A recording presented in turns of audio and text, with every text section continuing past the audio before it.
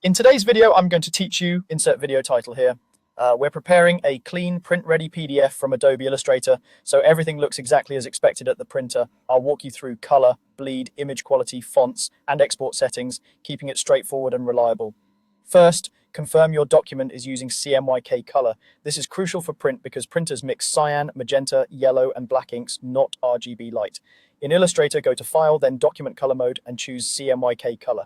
If any colors shift slightly when you switch, that's normal. CMYK maps colors to what's realistically printable. It's better to see that now than be surprised later. Next, set up bleed. Bleed allows artwork to extend past the trim edge so you don't get thin white lines after cutting. Go to File, Document Setup, and find the bleed fields. Enter 3mm or 0.125 inches on all sides. Use the same value for top, bottom, left, and right, so it's consistent. After you set it, make sure any background colors or images that should go to the edge actually extend to the bleed boundary, otherwise you won't get the full edge-to-edge result.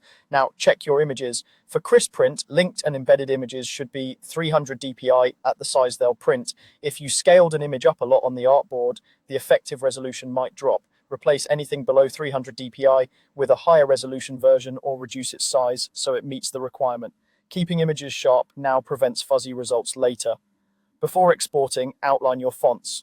Select your text, then go to Type and choose Create Outlines. This converts the text to vector shapes so your design prints correctly even if the printer doesn't have your fonts. A quick tip: save an editable copy of your file before outlining so you can come back and make text changes if needed.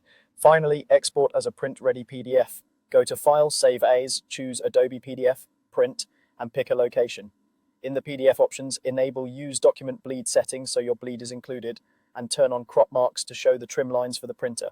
Crop marks help indicate exactly where the document should be cut. Keep your color space in CMYK and avoid converting back to RGB. That's it. With CMYK color, proper bleed, 300 dpi images, outlined fonts, and the right PDF settings, your file is ready for professional printing. Save, send, and you're good to go.